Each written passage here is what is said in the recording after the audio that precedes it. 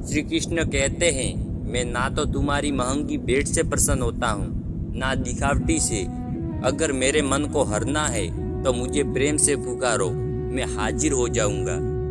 अवास्तविक चीजों को लेकर मन में कभी डर पैदा मत होने दो। वो वास्तविक नहीं है। वह ना तो कभी था और ना कभी होगा। इसके विपरीत जो वास्तविक है वह हमेशा से था। उसे ना तो बदला जा सकता है, ना कभी नष्ट किया जा सकता है। जो मनुष्य किसी अच्छे काम में लगा हुआ होता है, आने वाले समय में उसका अंत कभी बुरा नहीं होता है। मनुष्य अपनी 3 प्रमुख कृतियों द्वारा नरक के द्वार पर पहुंचता है। वे तीनों कृतियां काम, क्रोध और लोभ हैं। मनुष्य का समस्त निर्माण उसके विश्वास के फल स्वरूप होता है। जैसा वह सोचता है उसी के अनुरूप वह बनता है। परिवर्तन इस संसार का नियम है। एक नज़र में तुम असीम संपत्ति के मालिक बन सकते हो, दूसरी नज़र में तुम दरिद्र बन सकते हो। एक इंसान के रूप में इस धरती पर तुम्हारे कुछ कर्तव्य है। अनिवार्य रूप से अपने कर्तव्य को निभाओ।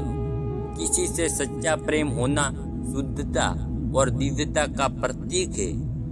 जो कुछ भी हुआ है उसमें तेरा कोई योगदान नहीं है, इसलिए तुम्हारी सारी परेशानियां व्यर्थ है।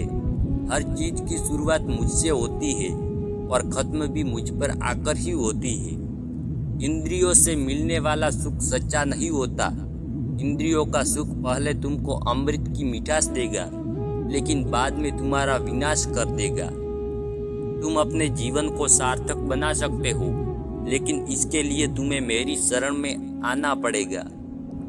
अगर तुम्हें मेरी बातें अटपटी लगती हैं, तो तुम्हें अपने नजरिए को बदलने की जरूरत है।